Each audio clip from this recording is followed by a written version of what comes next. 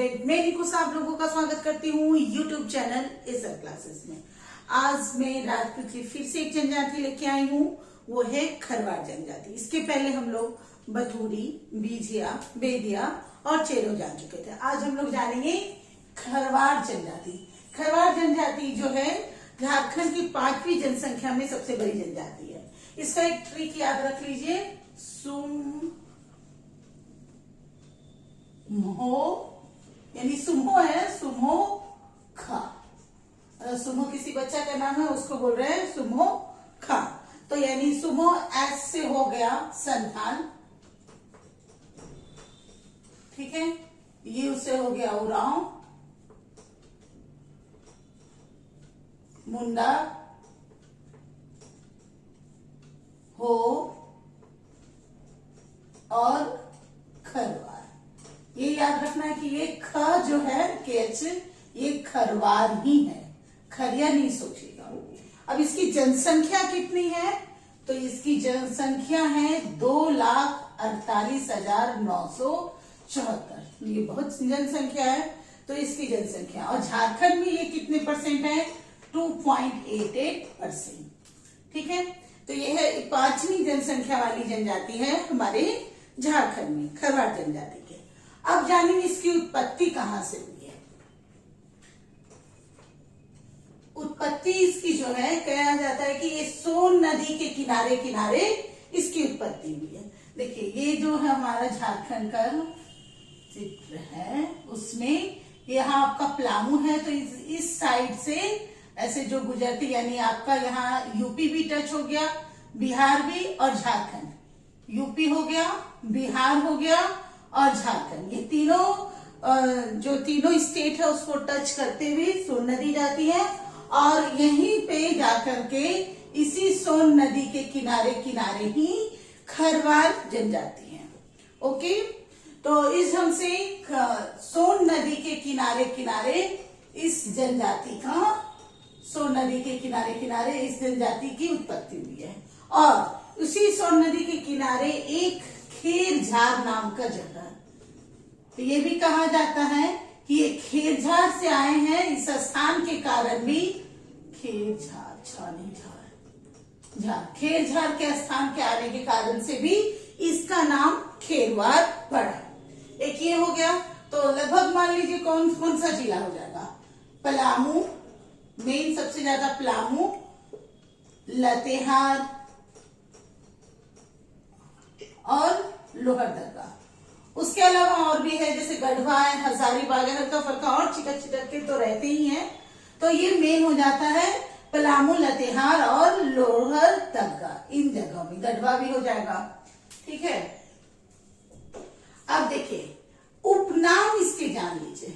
इसकी जो उपनाम है खरवार जनजाति के, काफी उपनाम है, ठीक है। उपनाम में कौन कौन है, सबसे पहले इसे लड़ाकू जनजाति कहा जाता है। लड़ाकू जनजाति, ओके। ये अपने आप को सूर्यवंशम से भी मानते हैं कि इनके सूर्यवंशम राजपूत है। ये क्या है, ये सूर्यवंशम राजपूत। उसके अलावा ये खड़क वंश भी अपने आप को मानते हैं। क्यों मानते हैं खड़क वंश, तो हरिश्चंद्र के जो पुत्र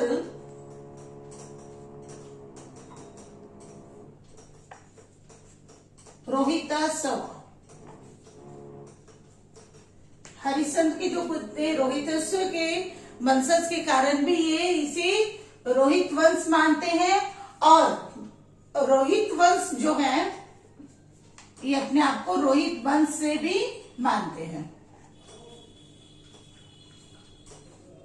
यानी कि खड़क वंश। क्यों ऐसा, इसके प्रमाण भी मिले। 12वीं सदी में प्रताप धवल इसके राजा होते थे, खरवार के राजा। और प्रताप, ये जानकारी कहां से मिली है, तो ये मिली है रोहतास के किले से। और उस समय जो है पलामू जो है इन लोग का, पलामूगढ़ जो है इन लोग का राजधानी होता था। और उसी रोहतास की जो किले हैं वहीं से जानकारी मिलती है कि ये जो है रोहित वंश के वंशज माने जाते हैं, रोहित वंश या खड़ग वंश। तो इस ढंग से खड़ग वंश हो गया, रोहित वंश हो गया, सूर्य वंशम हो गया और लड़ाकू जनजाति हो गया। आप कहाँ से रहे हैं? तो ये खेरजार जगह से आने के कारण ये हो जाते हैं खरवार। इस तरह से इसके हो गए। ओके, अब थोड़ा सा इसको मिटा दूं ताकि क्लियर हो जाए।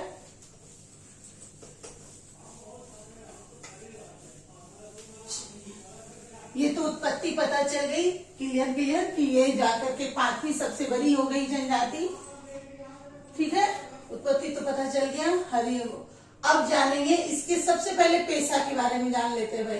काम क्या करता है? इसे कामगार भी कहा जाता है। क्यों कहा जाता है? कि ये एक ऐसी जो जनजाति है ये कि दूसरों के घरों में जाकर के रह करके कामगार करती। लेकिन परंपरागत रूप में यदि पूछा जाए, परंपरागत रूप में इसका क्या है? परंपरागत तो ये बनाते हैं कत्था। कत्था बनाते हैं किससे? वह खैर ब्रिज से। खैर ब्रिज से कत्था बनाते हैं।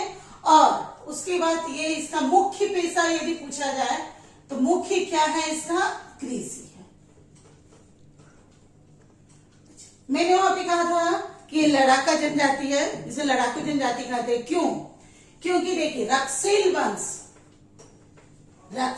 वंश में को जीतने के लिए जब भगवत राय ने, चेरोल वंश ने युद्ध किया था तो वहां पे 12 हजारी जो कि चेरो आए थे, इसी के कारण इसका 12 हजारी नाम पड़ गया। और 18 हजारी ये आए थे खरवार, इसीलिए एक और नाम इसका पड़ गया 18 हजारी खरवार। इसका एक और नाम क्या पड़ गया? 18 हजारी खरवार। ओके, तो यहां से इसका नाम पड़ गया 18 हजारी।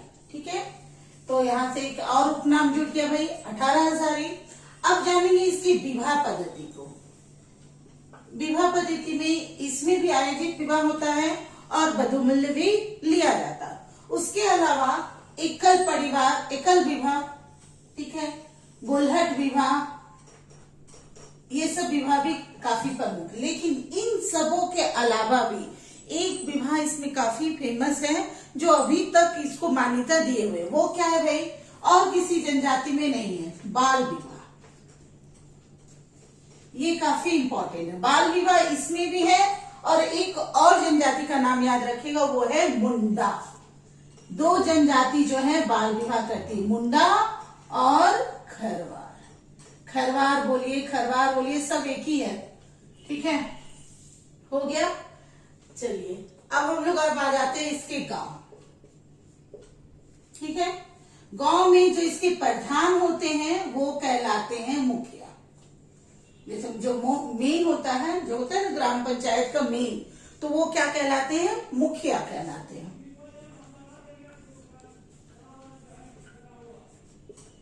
उसके बाद 4 गांव को चट्टी कहा जाता है। 4 गांव को चट्टी कहा जाता है। 4 गांव को चट्टी, ठीक है, कहीं पे चट्टी कहीं चट्टी, दोनों एक ही है। 5 गांव को बोला जाएगा पचोरा,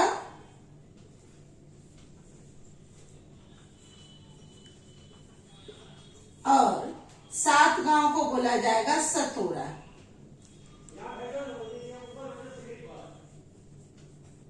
सतोरा, ठीक है। ये क्या हो गया? ये पंचायत है।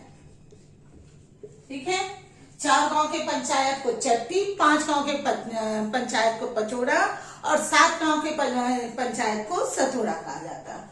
अब इसके प्रधान को ठीक है, इसके जो मेन होंगे उसको कहा जाता है प्रधान। ठीक है, यहाँ पे एक गांव को प्रधान को, मतलब मेन आदमी को बोला जाता है मुखिया, और इसको कहा जाता है प्रधान, इसको भी प्रधान। यानी जितने भी गांव की जो 4 गांव, 5 गांव, 7 गांव के जो मेन होंगे वो हो जाएंगे प्रधान, और एक गांव का होगा तो वो कहलाएगा मुखिया। चलिए गांव का हो गया। अब हम आते हैं इसके धार्मिक में। तो इसके जो ये क्या बोलते हैं, इसके जो पुजारी होते हैं, धार्मिक पुजारी, उसको कहा जाता है बैगा।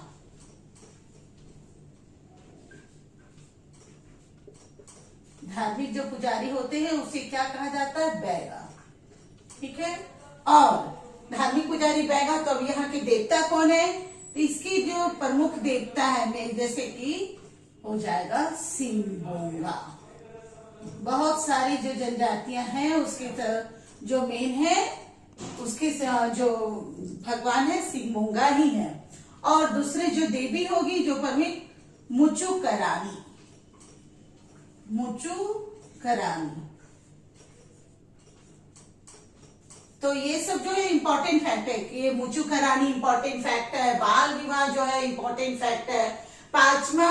ये पांचवा जनजाति है जिसकी जनसंख्या है वो भी इंपॉर्टेंट। ये सब आपके इंपॉर्टेंट फैक्ट हो जाते हैं। अब हम लोग जानेंगे इसके खान पान के बारे में। तो अभी हम लोग इसके जानेंगे खान पान के बारे में। ठीक है। खान पान में लुकमा,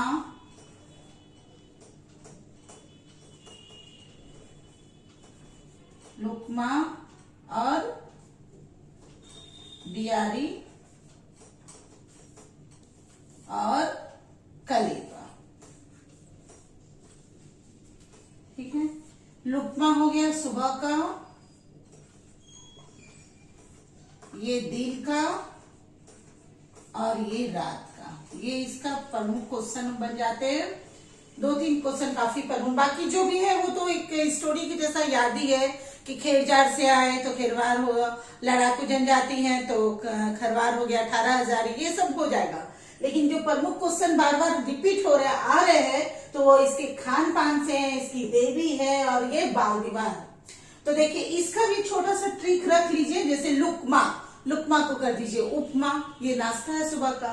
ठीक है। बियारी से कर दीजिए बिरयानी, ये दिन का खाना है। और कलेबा हो गया रात का। इस ढंग से आप कर सकते हैं लुकमा, बियारी, कलेबा, जो इसके सुबह, दिन और रात के खाने हैं। अब हम लोग जानेंगे इसके टाइप के बारे में।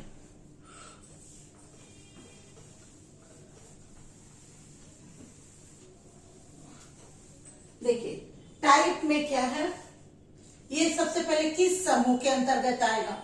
ठीक है। किस समूह के, तो जितने राजपूत हैं सब द्रव्यन में आएंगे। तो ये भी राजपूत है। मैंने कहा ना कि अपने आप को राजपूत वंश मानते हैं, सूर्यवंशीय राजपूत मानते हैं। तो ये हो गया द्रव्यन। द्रव्यन समूह में आएंगे, राजपूत है, ये भी हो गया एक। और किस भाषा परिवार से होंगे ये, तो ये हो जाएंगे मुंडा भाषा परिवार से। मुंडा भाषा परिवार को ही एशियो-एशियाटिक भाषा परिवार भी कहा जाता है।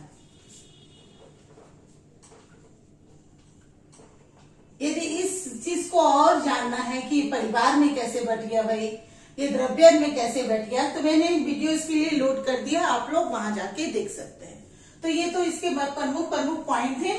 आपको यह वीडियो अच्छा लगता है तो आपको यह वीडियो अच्छा लगता है तो आप इसे लाइक करिए, सब्सक्राइब करिए, कमेंट करिए। जय हिंद। Thank you.